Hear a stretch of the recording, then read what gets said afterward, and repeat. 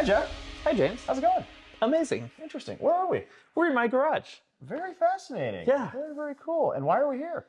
I think we're going to talk about M cars. I think we're going to talk about M Cars. Yeah. Okay. Well, let's do that. Okay. Sounds good. Well, hey, welcome everybody to episode 2 of the BimmerLife podcast. I am here with our good friend Jeff Cowan in his garage in the beautiful Redwoods in Northern California. And as Jeff said, we're going to chat about all things M. So, first off, where should we start? You have quite a few M Cars in here, so why don't we start off with that? Well, we could do that. Yes, there's a E30 M3 back here. We have the 1M, 1 Series M, if we're being technical, the E90 M3, and there's an E36 M3 outside. And there may be some other cars that come and go here and there. Ones, yeah. Huh. Maybe something British, and So yeah, there's those like things that. too. Okay, you know. Yeah. You can always tell there might be a little pool of oil underneath where those would usually park. Well, if it wasn't leaking, it'd be empty. If it wasn't leaking, it would be empty. Absolutely, So, obviously, old M Cars, new M Cars. Yeah. We've driven them all. We've tinkered with them all, but we tend to own a little more of an eclectic side of them. Yeah. Obviously, there's the E30 M3, as you said, the E90, the E36. Let's kind of start at the beginning, right? Yeah. So let's talk about some of the early M Cars, Yes. why we drove them, what we liked about them, and kind of compare it to where BMW has gone, Yeah. which is a bit different compared to, days of yesteryear. So Indeed. the E30 M3 was always a fascinating story because you and I were talking a while ago about how there was a period of time where BMW just put race engines inside of their cars. Yeah. And that's kind of For a long period. For a long period of time. Yeah, in fact, that's kind of where it started, right? You had the whole motorsport division that began to do racing, and then they started to do the street versions of the motorsport racing cars, and that was the direct lineage, right? It was directly tied to racing. So yeah, a lot of those early M cars were just derivatives of that. Yeah, and it was very fascinating because, you look at an M car now and, underneath the plastic cover or carbon fiber cover, depending on how it's ordered, you have turbos, you have tons and tons of technology that's surrounding it. And you open up the hood, or I guess you take the front of a BMW race car off, like some of the M4 DTM cars, etc. And the engines that they have in the modern race cars are significantly different than the street cars. Yeah. But on the E30 M3s and all the way up to the M1 and a lot of the others, it was basically the street motor, just bored and stroked, and a lot of carbon fiber, which back in the day was relatively exciting. Yeah. Why do we own these old things? Why do we what is the thought, right? I mean, what's the draw? Yeah, there's a lot of new stuff. Obviously, I was talking the other day to our mutual friend Adam, who's the president of the Golden Gate chapter. He has a brand new G80 CS on order, which is going to be an unbelievably fast car. Yeah. Wonderful car with tons of technology, more power than you need, and the Earth will probably spin the opposite direction when he spins it. However, we have cars that we also enjoy, such as the E30, that is slower than a V6 Toyota Camry with the dent on the bumper. So, and you'd have it all day long. Yeah. It's all just these very different driving experiences, and obviously these cars come from different eras, and there's a lot of people that they may only have a one-car solution. The fortunate few get to have multiple car solutions, and the minute you suddenly don't have to have a one-car solution, then you can find the right tool for the job, kind of build your vehicles out around all those different things. So the E90 is actually my track car. It has all the track suspension on it, and that sounds strange because if you think about like traditional values of a track car, lightness and maneuverability, and a four-door sedan and 3,800 whatever pounds. I see blah, leather blah. seats in there. I see. There's all the creature comforts. That doesn't necessarily equate to the ideal recipe for the right tool for the job. And honestly, that's a bit of a quandary for me right now because I had a one-car solution and that was my thing. And that's why this car is what it is and why it is my track car. But now, since buying that car, I have other things. And it doesn't have to be that anymore. So now it's like, well, maybe I don't need this. Or what purpose does it serve? Well, we'll get to that in a minute. Oh, absolutely. Yeah, that's just crazy talk. Because the minute you start talking about like, well, I don't need it because I don't use it this way. I'm like, no. If you don't have to sell it, just keep it. Yeah. And some people have to sell it. They don't have storage for it. That doesn't fit their lifestyle anymore. Or it's gotten cost prohibitive to keep and maintain, and just, everybody has their reasons for whatever they whatever they keep and whatever they don't. I was in a recent discussion with a friend who's got an E36 M3 track car. He's recently a father, all the, responsibilities and That comes lack with of that. time, Yep. right, that come for that. And he was like, I've driven it once in the last X years and it just like doesn't fit my lifestyle anymore. And I was like, do you have to sell it? He was like, no. I'm like, you're fine. Then don't. Yeah. Then Because don't. at some point you'll have time again. Mm-hmm. So sure, like it's just kind of have to figure out what works for you. So, I mean, I guess I figured that out for myself too. But I'm also kind of a hoarder. And I'm like, if I own it, I don't want to let it go. Well, unless if I'm lucky enough to not have to do that, then that's great. Although, I don't know. I mean, the term hoarder is, I don't know, every time I hear hoarder, I think of that horrible TV, TLC, was it on TLC or whatever, Hoarders? Where, Yeah. I mean, I'd be perfectly fine and climbing over nice cars I can occasionally drive. But they're not always nice. They're not always perfect. Yeah. And there's a little bit of an upkeep regimen that is, that is required. When I was talking to Adam the other day, he loves driving his cars. He won't wrench on them. He's a driver. He's like, I want to drive my cars. I want to enjoy my cars. So he does the 1 to 2 car solution. You have an M539 restorations hoodie on, which fantastic YouTube channel he's over in not Munich, but Frankfurt. Yep. And does OEM +++, takes old basket case cars, puts them back on the road to make them perfect. Yeah. You and I kind of share some of those passions. I know there's a Jaguar parked outside that is currently getting the Jeff Cowan treatment it's of getting some love, making it function. And it needs things. It needs things. They all need things. Yeah. But that's also kind of the fun thing about these cars. And and I noticed, this is a working garage. I see jack stands and toolboxes and everything behind you. Is it worth it in the end? Like, come on, we're spending a lot of time working on these cars, but I think that's also part of the fun with them. Yeah, it's absolutely worth it. I mean, it's frustrating. I don't have all the time in the world to just do this. So, you have to plan for it, and that means you're not doing something else that's probably way more fun, or not hanging out with some cool group of people. Yep. And I've had to make those sacrifices before, but it's also really therapeutic. I think if you're a DIY kind of person, you do it because you like the process of doing it. There's something that's enjoyable. You're always learning.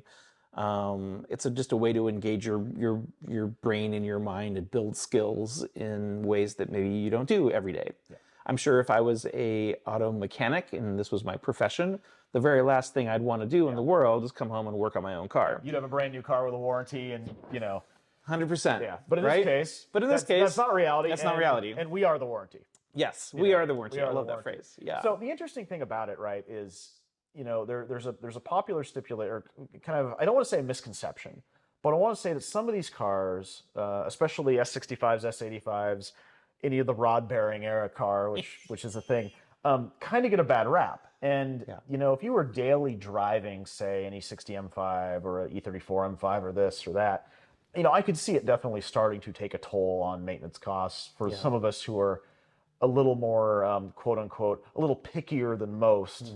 Like, I just did an oil change on my E60 M5 yesterday because I just hit that mileage in my head. It was probably fine, but I wanted it done just to know it was done and make sure that everything's solid.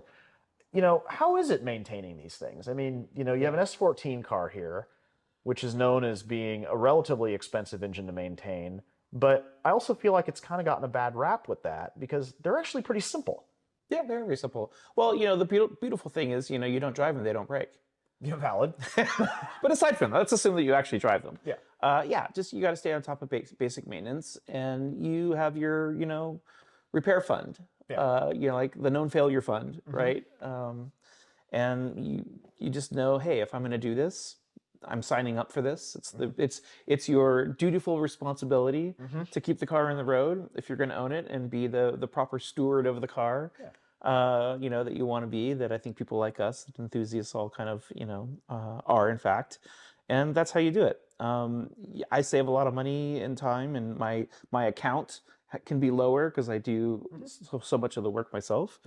But there are definitely things that I choose not to do, and I'm happy to pay for those things.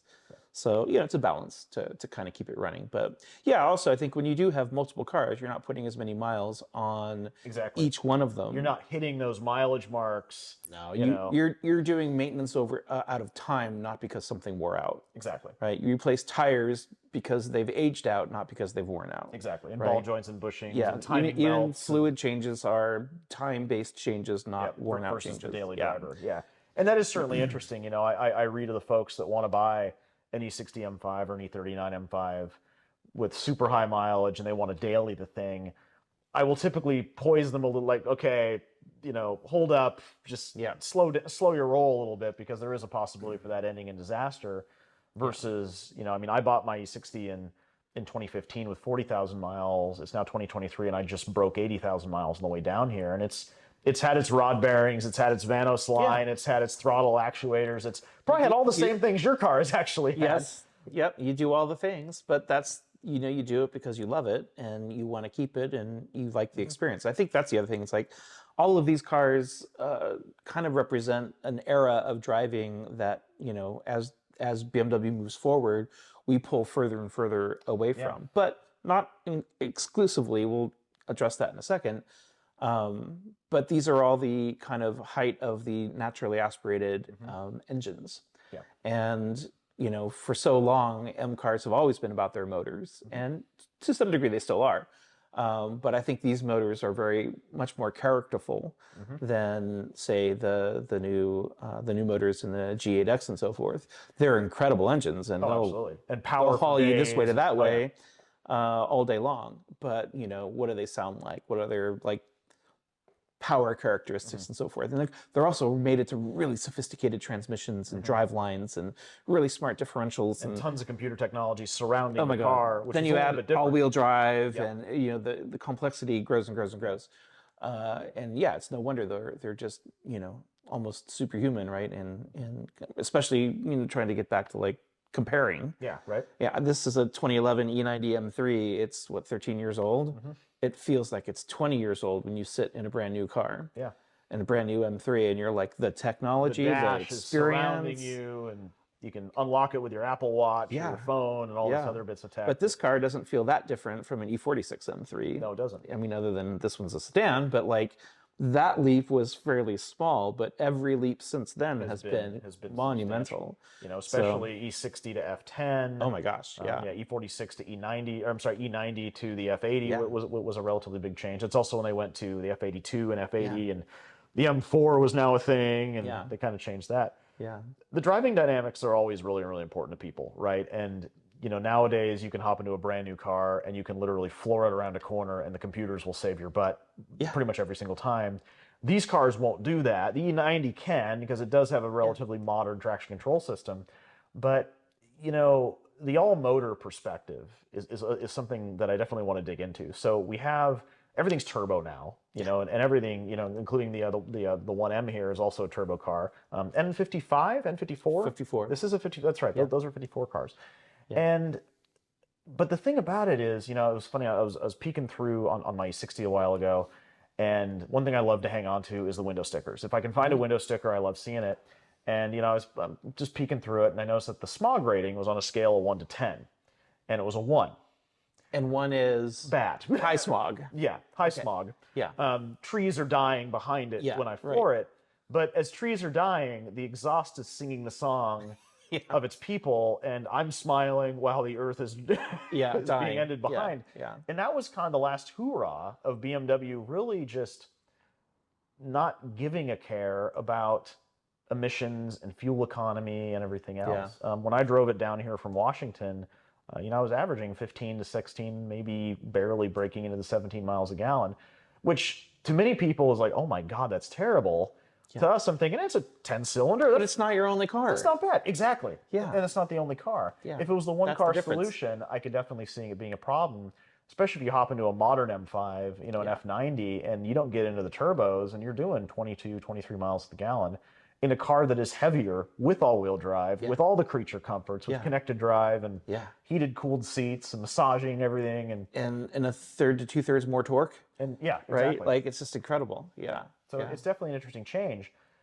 But these are still enjoyable. But they're still enjoyable in their own unique kind of attributes. Yeah. You know, the E30 M3, so let's talk S14s for a little bit, right? Yeah. So the S14, it's the 4-cylinder engine that BMW used in their DTM cars. They also used it in the Italian 320IS, which was pretty cool in E30, which they had a fun limitation where you couldn't make a car that was over 2 liters due to some taxation issues. So they took an M3 engine, de-stroked it down to like 1.999 liter, and stuck it into an M Technic 2 E30. And it's a great car. It's a fantastic little car. You can rev the heck out of it, and it's essentially an early 318IS in many ways.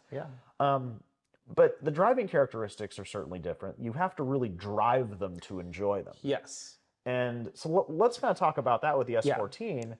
Well, even I think all of these NA cars, even the E90, even with Vanos and all the things, this is still subscribing to this idea of high rev, low torque, which was always that's kind of the motorsport NA right kind of formula. Yeah. Race cars are never in the low RPM. Yeah, you know, you're always up there. And I suppose relative to other things that were on the road, you know, that was still acceptable. But now you're just, like you said, a Toyota Camry, right, is just going to blow right past you in so many cases of some of these older cars, and it's all just, you know, newer tech. Lots of turbos and whatnot. So, yeah, that's what makes these cars really characterful, I think, to drive. And it is a little bit that sing-songy sound. Like, they have their unique noises, and there's something, I don't know why that matters, why we love the sound. It's just, whatever that is what draws us to these things, and why I love driving them. And yeah, I mean, I don't want to take these out unless I can like really wind them out. Yeah, it's the only way to get them to go anywhere too. So you're not driving this to Costco. No. You know, there's no fun in that. And you know, I remember the first time I ever drove an E30 M3. I'm 39 now. I was probably 16 or 17, and I was really underwhelmed because I drove it like an E30, 325, 325 IS, like a 6-cylinder car with like torque. A 6-cylinder car with torque, and I thought, this is slow. This is terrible. And and my buddy who I was with, he said, just rev it. Just send it to the moon. Yeah. And so, you know, shift at 7,000 plus RPM, and then you keep it in that 4 to 7 range, 4 to 75, depending on where it's tuned. And it's a wonderful place to be. It kind of forces you to be a special kind of driver that is paying very close attention to the highly optimized driver experience. And so, I mean, the car was conceived to be a race car. The engine is derived from the racing teams and so forth, and it requires the car to be driven in that way. And so it asks you to be that kind of driver. And I'm always curious about the people who are investing in these cars and purchasing for the first time now, and spending super top dollar for what is, you know, if you don't drive it the right way, you're going to have a not so great experience. But the minute you do figure out how to drive it the right way and in the right environment, it's incredibly fun. But I remember the $5,000 to $15,000 M3. I remember when those were out there. They're long gone now. But the thing about it is, do you think you think cars like these you shouldn't meet your hero in some ways? No, I think people should go in more informed, or as informed as possible. Because if you understand the engineering of whatever it is you're buying, not just this car, but anything, anything, quite frankly, understand how it was designed, why it was designed that way, what is the best way to optimize the experience of driving it, and then drive it in that manner. But most people, I don't think, kind of approach They just want to get in a car, start it. They think all cars are the same, and like, oh, this, you know, I put my foot down and didn't go anywhere. Nothing happens. They didn't downshift. They didn't get it, you know, within the power band. But I think that's also like, that makes these cars special, right? These are enthusiast cars meant for enthusiast people who do think this way. And that's super fun. And where else can you go in the automotive landscape and get that kind of a car company built this for you kind of experience? Yeah, they're out there for sure. And BMW is not the only one, but it's rare. Like, to have these enthusiast-built cars with effectively, you know, racing engines shoved in them is fantastic. And BMW did that for a while. A long time. You know, if we look at, so we've talked to E30 M3, we've talked about the S14. Now let's talk about the S14's big brother, the S38. You know, which was in the E34 M5. It was in the E28 M5. Technically, the S38 B35 in those. But it all started from the legendary M1 race car. Which looked like a Lamborghini, because it kind of was in many cases in terms of the design attributes to it. But that's where it essentially started. And you had an E34 M5 at one point. I still have an E34 M5. They're wonderful cars. But it's very interesting because that was still that period of time. I remember a good friend of mine drove my green one. And he said, I was kind of afraid to rev it because it just felt like it was going to explode. It was so mechanical. Yeah. But you had made a point a little while ago in a previous conversation where that was also becoming the pinnacle of BMW's mechanical engineering Yes. before technology started to appear with variable valve timing, variable Vanos, spark, yeah. Vanos systems, Coil packs, still although, had although the distributors. 3.8 liter, the last hoorah Yeah. of the 3.8 S38 had Yeah, those. and then to get that engine to, you know, over 300 horsepower, naturally aspirated, that was kind of heroic stuff. Those were really thin cylinder walls. Yeah, well, at that yeah. point. But I mean, that engine is still like probably my favorite M engine of all time because it just represented the best of what it could be in its era, and everything that's come since is obviously objectively faster. But there's so much character in that motor and the way it sounds. It has this really lovely tone, and it just keeps delivering power. It doesn't deliver power like we get power today, but if you keep your foot in it and wait it out and take the next gear, it will keep going, and you take the next, and it will just like that car's ability to generate speeds in the triple digits was kind of mind-boggling. And it does it easily. Third and fourth gear are unbelievable within an S38. Yeah. And there was also, though, there was the big hoorah, or the last hoorah, not only of mechanical engineering for BMW, but also the last of the older generation big six engines that we had. You know, the E12s, the E24s, the E28s, E23s, like all the older stuff, even all the way down back to the Batmobiles, the CSs, the Bavarias. You know, that had the big six. So, you know, the S38 in its different form went up to a 3.8 liter. And then what was interesting is then BMW kind of changed it up a little bit, and that's when the big six technology kind of went away. And that was, you know, the S14s, the M10s, those were all big six. Technically, it had the larger bell housing, larger transmissions. And then, of course, the legendary M30 that was in the 635s, the 735s. Just a big behemoth of an engine that, you know, in non-M trim was 210 in the horsepower eras in with which tons of those torque. came out, that was like heady stuff. Overhead valve, overhead cam, multi-valve engines, like, not everybody was doing that. And the old rockers at the time. But then on the M engines, it was, you know, everything was shims. You know, you had to adjust the valves on them, which you still had to do on some of the later M engines, which we'll get to that in a second. But it's really, really cool. And that was just the point where that was the last of that era. Then we kind of stepped into the E36 era. And I think that's a fun pivot to, we were having a great conversation yesterday about the legendary McLaren F1. And, you know, we were at the Velocity Invitational over the weekend over at Sonoma Raceway, and McLaren brought out a bunch of their toys, and we'll get to Formula One a little bit in technology, but they had 4 McLaren F1s there. And to the average car enthusiast, the McLaren F1 is a car they have seen in some video game, some magazine, etc. To us, it's one of the greatest road cars that's ever been manufactured by Gordon Murray, one of the greatest, you know, one of the greatest designers of all time, with a fantastic Hawaiian shirt collection as well. That's just every single interview.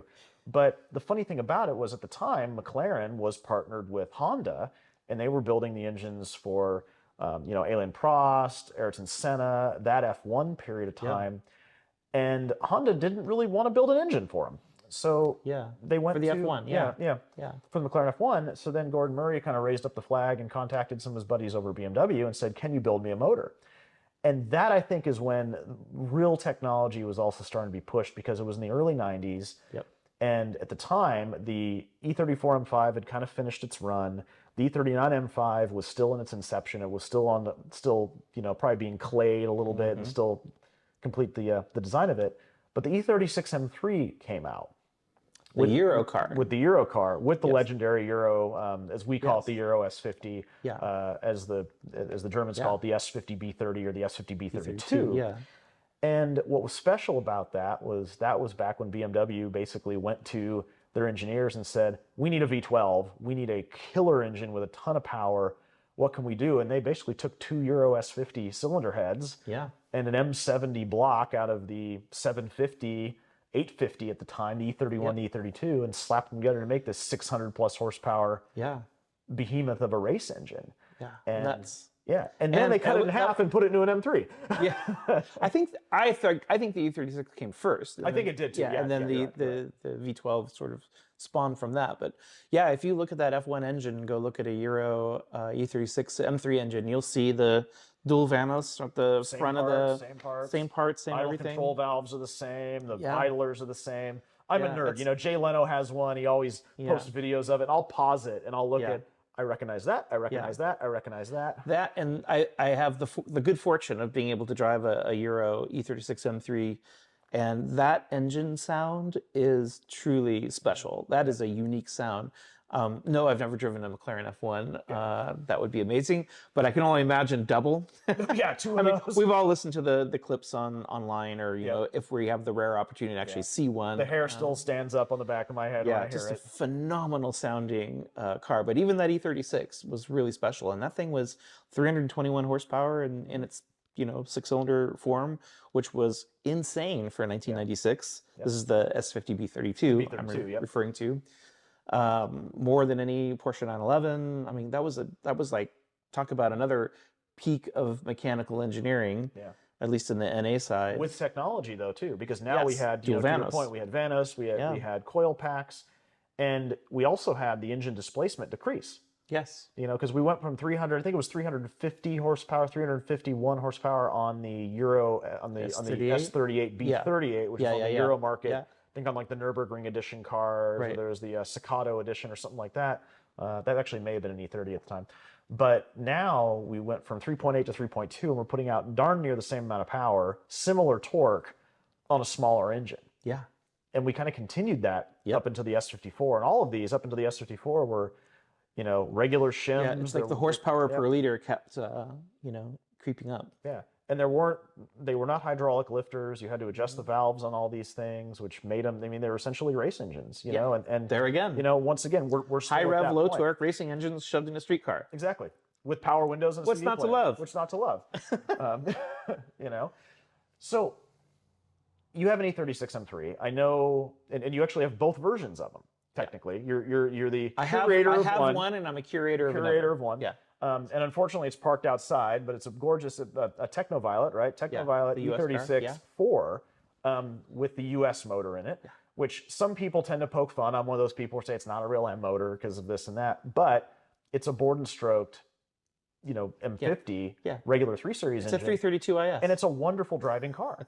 Lots of power. It is. I say that all the time to some of my E36 M3 friends, and they just roll their eyes and walk away. But that engine is magnificent, and I was the E30 M3 snob my whole life. E36, it's M for marketing, it's not race derived, blah, blah, blah. And it wasn't only until fairly recently that I actually ended up acquiring one, and I'm eating my words. I'm angry because I could have had this experience years ago and just didn't prioritize it. The car is lovely. It's incredible to drive. The torque is just phenomenal, and that is the difference. That engine is what we always wanted this one to be. Yep.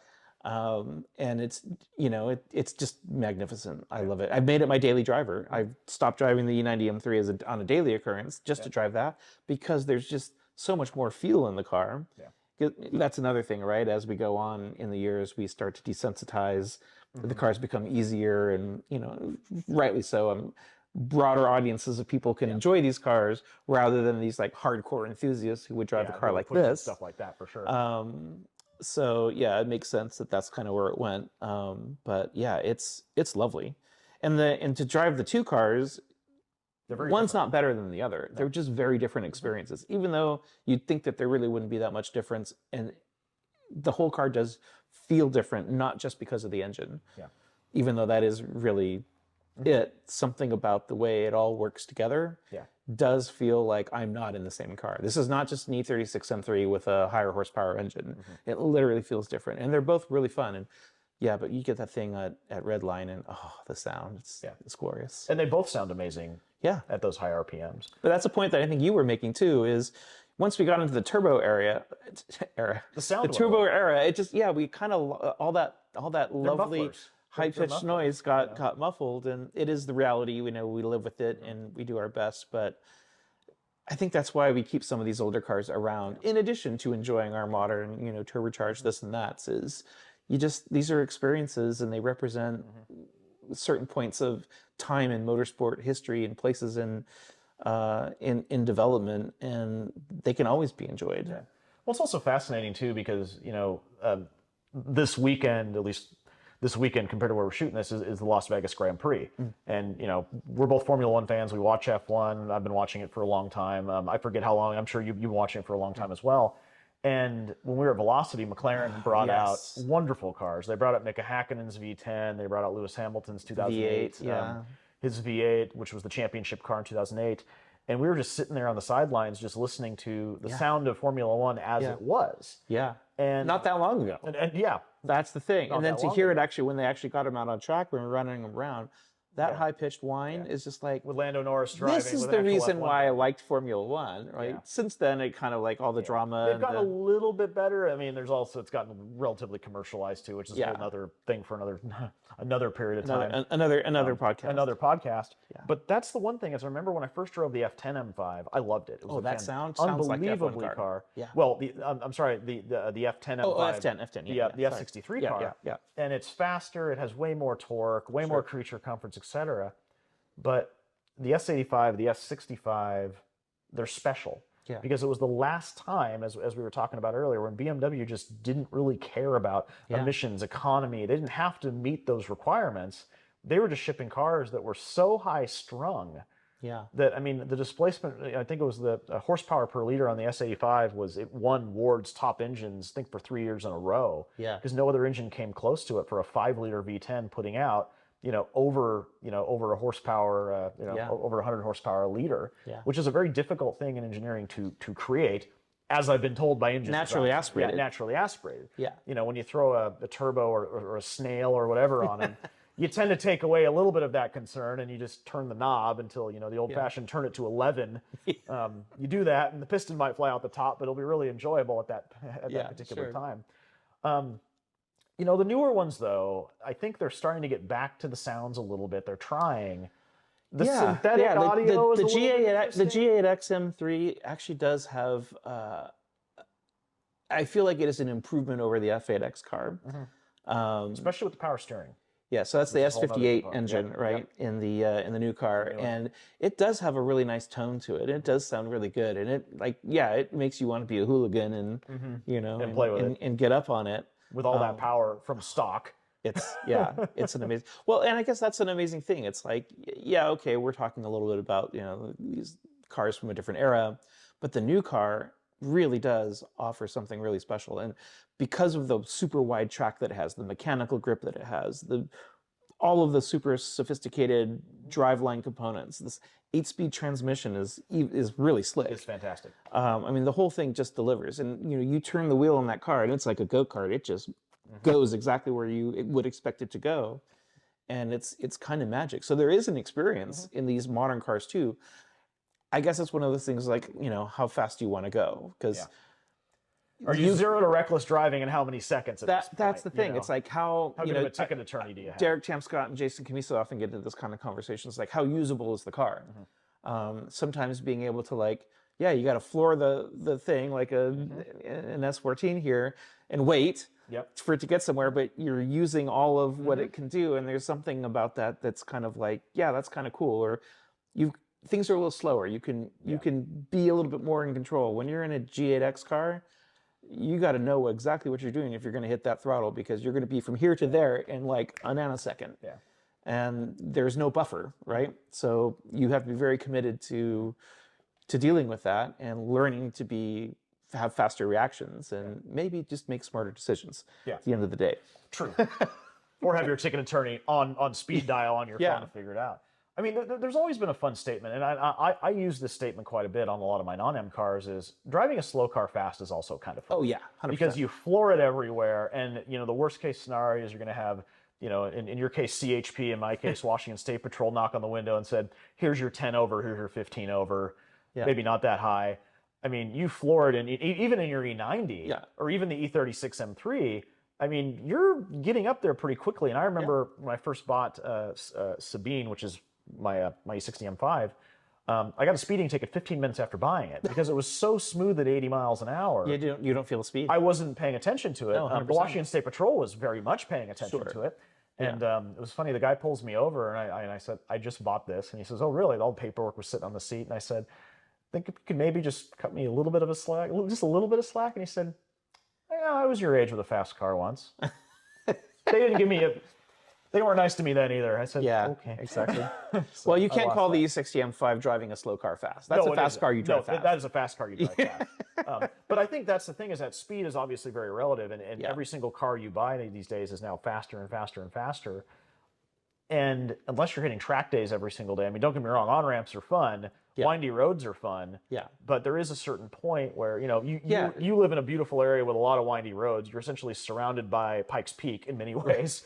And, any car I would take out here is going to be fun in its own respective form. Sure. I think what's a little more entertaining is, say, this car, you're going to use 80% of its capabilities, Right. and versus, say, an E36 M3, the E90, or even the E60, Yeah. you're going to use 20% to 30% of its Right. capabilities.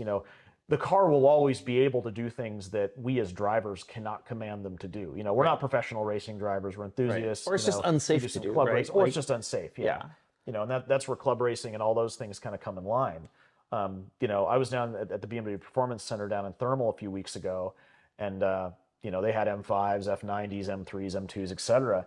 But for a lot of the track type work they were doing, they had the new M240 X-Drive 8 HP flappy paddle automatic. And I'm a manual purist, I admit it. And there's a lot of manual cars in here, but I know your track car is a dual clutch. It's dual clutch. Yeah. And I will say one thing, for an out-of-the-box car, and this goes back to a lot of people who say the BMW's kind of lost their way and kind of lost their vision. Boy, the 240 is a fantastic little car. Yeah. And it's powerful, it's quick, it's faster than probably, I'm not sure if it has to be faster than an E46 M3 at this point in terms of handling capabilities. I gotta think so. Yeah. I would think so, just given the gap of time, or generational gap, excuse me. But it's a wonderful car to drive. Yeah. And with the new automatics, it was the 8 HP transmission, which has been in BMW since the Seems to be able to do no wrong, that 38. It transmission. can do no wrong. Yeah. And which is valid, because everyone uses them. Dodge uses them. Mercedes doesn't, but I know I think Audi uses them, Land Rover uses them, Jaguar uses them. They're just wonderful transmissions, and so it makes it a lot easier to drive the car. And that's the thing, is I still think these days, even though a lot of people would disagree with me, probably you can hop in a base model, F30 or whatever's currently shipped. Well, actually, it'd be a G30 at this point, right? Yeah, G30 G20 or G22 or something like that. Lost track. Yeah, I know. It's like E30, E90. It's a lot. It's getting a lot harder to remember all the weird nomenclatures of the chassis these days. But they still drive just like they always did. I think BMW definitely has its periods of time where they're also kind of adapting a little bit. When the E39 M5 came out, that was a very easy car to drive, and it was a bit of a change for an M car. Yeah. I remember talking to a friend of mine who worked at BMW Northwest for a long time, and when the E34 M5 was in its heyday and everyone was buying them, then in 1995 BMW released the 540i M Sport 6-speed. Yeah. And tons of people said, "Wow, this is way better." Yeah. Tons of S38 cars were Usable traded in torque for down M60s. low and a Usable V8 torque. engine. Yeah, 100%. And I want to say that influenced the E39 M5 and kind of how it was, a wonderful driving car. Sure. An easy car to drive at the limit, on the street, just drive into the grocery store, church, what have you. Right. And then they kind of went back to, with the E90s and the E60s. Yeah. You got the high rev, low torque thing the again. high rev, low 'cause torque thing. If you try to drive this like the M Sport E39 you're talking about, or E34, you're just not going to get anywhere. Like, you got to rev the heck out of this thing to get it to move. It's that's not. how the V10 It's is. not classically. It's not American V8 all torque. It's exactly the opposite. So And that's again, always fun. you have to understand how to use the technology, what it's designed to do, and then it's wonderful. Yeah. And that's how the E39 M5, it was commonly referred to. I mean, it's one of the most beautiful M5s in my opinion, still to this day. It's a timeless design. The interior is people a bit agree with you. dated, but but then again, also times change a little bit. We'll get to that in a second. But the E39 M5 was also considered kind of the American V8 BMW. Yeah. Because it drove like a small block. Well, and it sounded like a muscle car And it too. sounded like a muscle car. Roar. Yeah, It just had this really intense tons roar. of low end torque, tons of low end noise and power and so forth. Yeah. And nowadays it's a bit different now, but the shapes have changed, the bodies have changed, it's progress, right? Yeah. But I don't think BMW has really lost their way as many people say they have. I think it's been more of they've just adapted like everybody else. But I mean, shoot, when I was driving that brand new 240, it was a wonderful driving car, and it reminded me really as the first time I drove an E30 325i or an IS on the racetrack. First time I drove an E36 on a windy road, or E90 and so forth. They all do a relatively nice job. One of the conversations I had on a previous podcast, which we're not going to get really into on this one, was, the body designs and, the Sure. grills and the so forth. And, I was very Big grills, big critical of thrills. big grills, big thrills. And, I was always very hypercritical of the E60 when it first came out. I thought it was the ugliest 5 Series in the world. Yeah. I bought one 5 years later. Yeah. And I love it. I think it's aged really well. Maybe we can talk about it for just a minute, because I feel like just kind of growing up with BMW in the 80s and kind of going forward, I don't recall a lot of controversy around BMW design as it evolved until, oddly, we get to the Chris Bangle era. Yep. And up until Chris Bangle the 7 era, series. Yeah, the 7 kind of started it. yeah, but E65, just yeah. Chris Bangle himself, like he's a household name. Yeah. Nobody knew who any of BMW's designers were prior to Chris Bangle. Yep. And Bangle butt. Most people don't know who the current designer is. Yeah. Adrian van Hooydonk. Yes, And yes, it's like Chris became like the punching bag for, this very avant-garde direction that he was kind of moving, the car company into. And lo and behold, everybody else, Honda and everyone, you started to see all the Bangle design inspirations coming through. And so, yeah, actually, he was just sort of like way ahead of his time. But that was when the real controversy, I think, started, and kind of died down for a little bit. And now we're back again. And I guess that's just, I bet if we were from, the times in the past coming out of, post-war and what BMW was doing then, and maybe even the new class and like 2002s and all, maybe that was all very controversial. We just weren't around to witness it. I'm So sure perhaps this is just a common thread that is just... I think it's been happening ever since. It kind of moves on through time. And... for a fact somebody with a round tail 2002 thought the square tail was ugly. Sure. For a fact probably somebody with an E30 thought the E36 glass headlights were ugly. Well, ironically, I actually thought that for a long time. When I was very young BMW enthusiast and didn't know much about anything, driving my 2002, which was a very old car, when I was a teenager and had one of those, and I went into the dealer to buy a part or something, and there was this E30 M3 brand new on the show floor, and I was like, good Lord, who would ever buy that? But it just looks ridiculous. What's that wing? Why are the fenders like? It just didn't make sense. It wasn't the kind of cars that we had at the time. Yeah. And of course, and sure enough, owned, what do you do? Loved, right? Yeah. We live for these things now, and you come around. Yeah, you come around. And ultimately, that's the thing: is whether it's older or if it's new, they're all fun to drive. It's cool to see the sounds are starting to come back a little bit. Yeah. Just like Formula One, where the first turbo cars were kind of muffled, then they went to all motor. Now they're back to turbo hybrids. But I even think that the driving experience is also what's back. I feel like you drive a G8X car. I haven't driven the M240 yet, or the M2, the new M2, but like, they just feel incredible. Like I said, the way the car turns, the chassis dynamics. It's really impressive. Yeah. But they're fast. Maybe they're too fast. That's probably the biggest criticism. They're just too fast. There's no such thing as how much power does one really need, James? That is a valid point. Although then there's also Bugatti who came out with Veyron. So there's never enough power. There's never enough power. And look at Bugatti with the Veyron with their quad turbo W16. Oh, okay, that's another. Yeah. It's fine, but that's just ridiculousness as well. But no, this has been fun. Thank you so much for having me over here. Yeah. Taking over your garage and kidnapping you for a podcast. But good. They're fun cars to drive. They're fun to own. And I think the biggest thing, for a lot of enthusiasts, whether you're buying them brand new or buying them used, is that anyone can fix these things. Keep them alive. Keep them surviving. Buy them, fix them, enjoy driving them. Just keep them alive. We need them around. Yeah. Because the thing is, you can always buy the brand new one, but sometimes it's a lot harder to find the old ones. It's true. So, awesome. Well, Jeff, thank you so much. Really appreciate it. And that is all for today. Thank you very much. See you next time.